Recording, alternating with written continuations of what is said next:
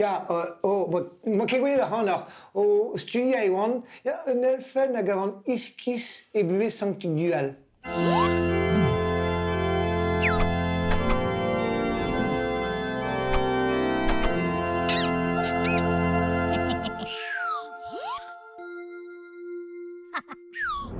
Sanctud a ran ne gredit ket ar c'hanon. Sanctudual zo bet unan deus ar zeizant o deus savet an iliz e Breizh. Savet en deus eskoptil an dreger, an e ket wan an inie. Gure ne ket bedez, pet o deskart en eskolmannar. E oa paket gant an droug spirit. Sonjou louz a louz c'hoaz.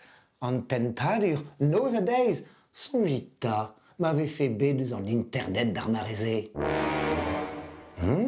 Penaos ober, pa vez er suj e gise da c'hoantokik hag gant ar c'hoant belega war memestro. Mont da reer da vele d'un addictolog. Demol aotrou, ne c'hellan ket labouret mui. Daou din c'hoari dans an intan vez pembiz, pide ar gwech bemdez. Ha paf, labouret ve war an emzalc'h, pez a re a stuk dual, e unan. Bemdez eo en emroet d'ar yun. Bemnoz digousk, ha pa gousket, e oa va ur planken, e fellus ebet, deude a ben da vea. Beleget, a santelezet, hag unan an parle oa.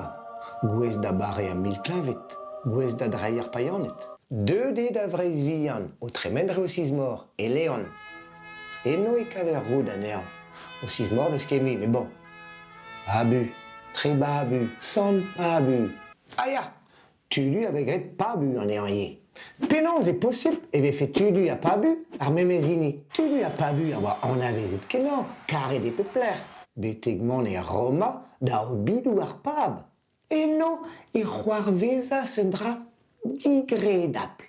Ha setu, ma zu alik pian, e kreiz ur mor a dud. A zemañ ol benou braz ar c'hloer.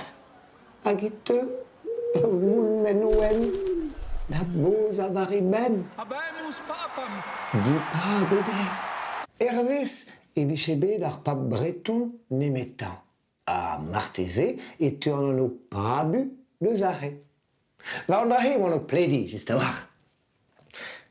Gelou d'arit mont, hein? Ya, gelou d'arit mont. Gelou d'arit mont. Allez, sonjons mervad.